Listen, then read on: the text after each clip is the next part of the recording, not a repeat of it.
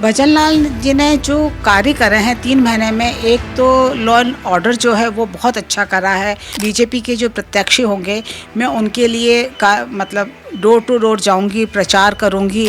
प्रदेश BJP के कुनबे में लगातार विस्तार हो रहा है। लगातार कांग्रेसी और अन्य दलों के नेता लगातार बीजेपी का दामन थाम रहे हैं। कल ही कई बड़े नेताओं ने कांग्रेस छोड़कर बीजेपी का दामन थामा है।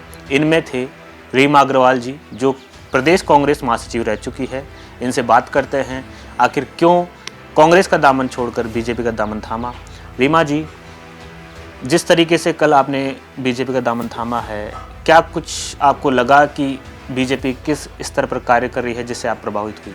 भारतीय जनता पार्टी ऐसी पार्टी जो सबका साथ सबका विकास वाली पार्टी है, और हमारे प्रधानमंत्री श्री नरेंद्र मोदी जी ने महिलाओं के लिए जो नीति लागू करी है, और भारतीय जनता पार्टी ने सरकार ने जो महिलाओं के लिए जो काम करा है, उससे प्रभावित होकर मैंने बीजेपी ज्वाइन करी है। तमाम बड़े फैसले पीएम मोदी के द्वारा लिए गए, उनमें से क्या कुछ लगता है कि कौन से ऐसे फैसले जिनके द्वारा आप प्रभावित हुई? जैसे एक राम मंदिर है, राम मंदिर का एक बहुत बड़ा मुद्दा था, वो उससे मैं प्रभावित हुई। एक 370 जो कश्मीर के अंदर था उससे हुई, और ये जो है लागू करा है, उससे मैं प्रभावित बहुत ज़्यादा हुई हूँ। प्रदेश में लोकसभा चुनाव की तैयारी भी चल रही है। आप हाल ही में कल ही बीजेपी में जुड़े हैं। आपकी क्या कुछ तैयारी रहेगी?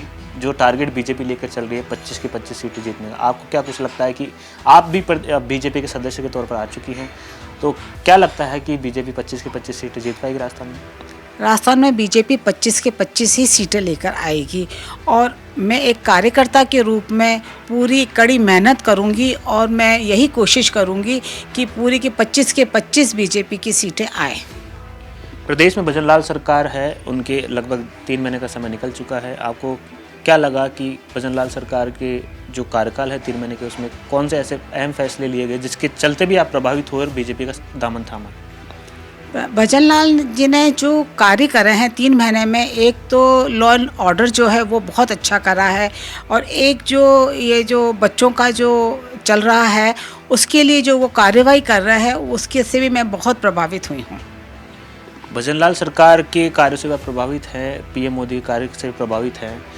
बीजेपी से जुड़ने का ये सबसे बड़ा आपने 2 कारण बताए। अब मैं जानना चाहूँगा कि कहीं ना कहीं राजनीति में आने से पहले कुछ आकांक्षाएं होती है इंसान की, लेकिन आप किस स्तर पे क्यों एक बीजेपी से जुड़ने का क्या कारण, बड़ा कारण मानते हैं? पहले तो मेरी अभी कोई आकांक्षा ऐसी नहीं है। मैं पहले तो बीजेपी के अंदर एक अच्छी कार्यकर्ता के रूप में कार्य करना चाहती हूँ, और बीजेपी को आगे बढ़ाना चाहूँगी, और पब्लिक के आगे बताऊँगी कि बीजेपी ने क्या क्या कार्य किया है। आप अपने मालवीय नगर विधानसभा से आते हैं, यहाँ पर कहीं ना कहीं जल्द ही लोकसभा प्रत्याशी की भी घोषणा हो जाएगी, तो क्या कुछ उनके लिए भी आपको क्या रणनीति रहेगी कि आपके जो यहाँ के वोटर हैं उन तक आप उस प्रत्याशी के लिए कैसे क्या कार्य करें? मैं उनके लिए जो बीजेपी के जो प्रत्याशी होंगे मैं उनके लिए डोर टू डोर जाऊंगी, प्रचार करूंगी, और मेरी एक तमन्ना है कि मैं एक मेडिकल कैंप लगाऊं, और ताकि लोगों को पता चले बीमारी के बारे में, और ये भी पता चले कि बीजेपी जो है प्रत्याशी है वो क्या चाहते हैं। ये थी हमारे साथ रीमा अग्रवाल। इन्होंने बताया कि आखिर किस वजह से उन्होंने बीजेपी का दामन थामा है, और आगे आने वाले चुनावों के बारे में उन्होंने कहा कि बीजेपी 25 की 25 सीटें राजस्थान में जीतेगी। कैमरा पर्सन विनू के साथ में हेमंत शर्मा, जयपुर।